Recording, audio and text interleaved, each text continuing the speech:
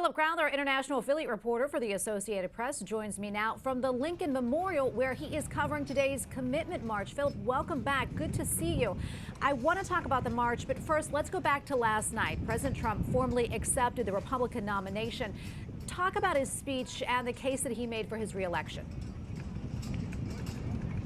Yeah, well, it took a long time, first of all. It was a long speech, and there's a reason why, is because the president believes he has a very long line of success stories and achievements during his presidency that he wanted to make clear to potential voters during his acceptance speech at the White House. That's why it took him a long time, but also because he really wanted to make clear this choice that Americans have in the November election, a stark choice that he made clear between Democrats on one side, Republicans on the other, between chaos, he believes, if there is to be a potential Joe Biden presidency, and a return to economic prosperity if Donald Trump was to remain in office. It was an aggressive speech at times, certainly towards the former vice president, and certainly also when it comes to, the chaos and the protests that we've seen in many cities, which of course in part led to so many people being here on the National Mall and at the Lincoln Memorial earlier today.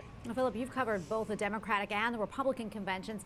What's the key thing that really stands out in your mind between the two? Well, you know what I would remember is, first of all, what we saw last night. It was an extraordinary thing to see an acceptance speech by a president from the South Lawn of the White House. That is, it doesn't have precedent. And of course, we'll also remember the fact that there were a lot of people there, over 1,000, who were flaunting the administration's very own guidelines when it comes to social distancing and mask wearing. And compare that to what we saw at the Democratic convention last week, where former Vice President Joe Biden accepted his nomination in an entirely empty room, and where all of the speeches, in fact, were held in completely empty rooms because of coronavirus guidelines. I think it's also important to remember that these are two parties and two candidates who see the battle against the coronavirus completely different. Democrats and Joe Biden want there to be want the coronavirus to be fought first for the economy to be able to come back to life thereafter. The Trump presidency and the Trump campaign, they believe that there has to be an opening up of the economy at the same time that there is that battle against the coronavirus pandemic. Those are very different views of how an administration should deal with the current pandemic. Well, Philip, we just heard that the president will be visiting areas impacted by the hurricane. As far as campaign events, what can we expect from the president and from Joe Biden? Well, relatively soon we'll be back to something resembling normality when it comes to the campaign trail. We already have seen the president and the vice president out there campaigning at length, though in front of smaller numbers of supporters, largely in airport hangars, where a little bit more of social distancing is possible and where the groups are simply smaller.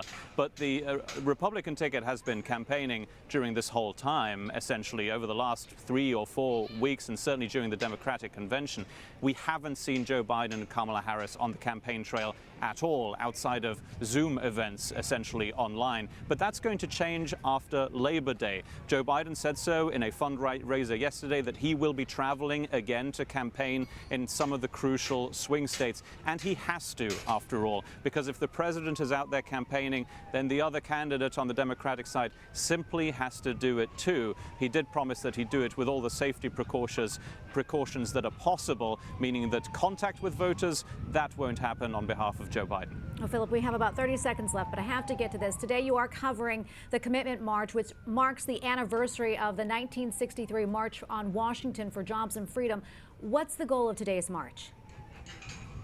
Well, there's a reason why we felt more urgency during this march here. The March on Washington happens every year, but this time around it simply feels more important because of so many cases of police brutality, because of so many cases of so many protests against racism in the United States, and of course also because of what is coming up, because of the presidential election on the 3rd of November, because the speeches we heard here from the likes of Martin Luther King III or from the Reverend Al Sharpton, they all reminded the tens of thousands of people here, and it was a massive crowd, that they have to go out and vote on the 3rd of November. Philip Crowther, international affiliate reporter for the Associated Press, thank you so much.